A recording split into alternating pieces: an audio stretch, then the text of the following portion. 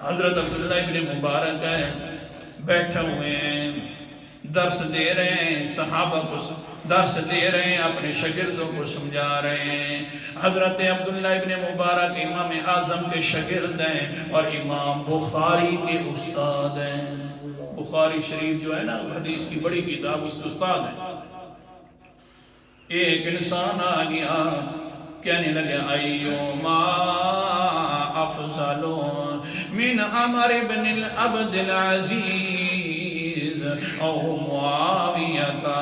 حضرت صاحب جی ایک مسئلہ ہے، جی فرمائیے کون سا مسئلہ ہے؟ کہنے لگے عمر بن عبد العزیز جو تابعی ہیں وہ افضل ہیں یا حضرت معاویہ افضل ہیں رضی اللہ تعالی؟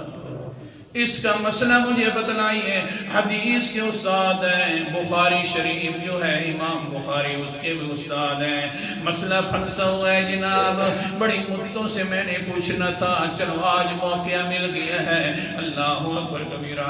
حضرت عمر بن عبدالعزیز نے فرمایا او پوچھنے والا سن تو صحیح نا، جی بتلائیے۔ فرمانے لگے حضرت عبداللہ ابن مبارک کہنے لگے عمر بن عبدالعزیز کے ساتھ یہ ساری دنیا بھر جائے اور پھر یہ ہیں بھی سارے کے سارے تابعی، اور اگلا مسئلہ بھی سنتے جا، ساری دنیا بھر جائے اور پھر اس کے بعد ان کا اگر وزن کیا جائے تو ان کی حال اتنے تک بھی نہیں پہنچتی جس حال کے اندر معاویہ نے جہاد کیا تھا، اور جہاد کی وجہ سے گرد و غبار اڑ کر اس کے گھوڑوں کے اندر پڑ گئی تھی، ناکوں کے اندر، اور پھر اس ناک کے اندر میل بن گئی تھی۔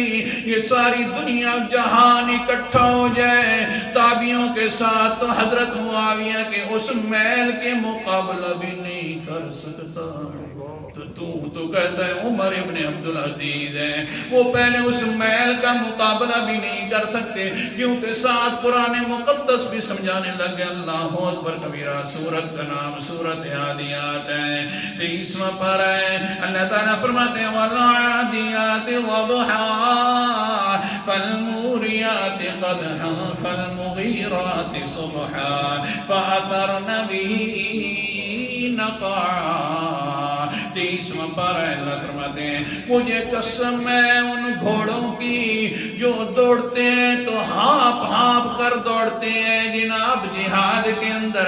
فالموریات قدحا، پھر ان کی حالت یہ ہے ٹاپے مارتے ہیں تو چنگاریاں اڑاتے ہیں۔ فالمغیرات صبحا، پھر ان کی قسم ہے، ان کی اس چال کی بھی قسم ہے کہ صبح صبح جا کر حملہ بھی کر دیتے ہیں، اپنی جان کی بھی پرواہ نہیں ہوتی۔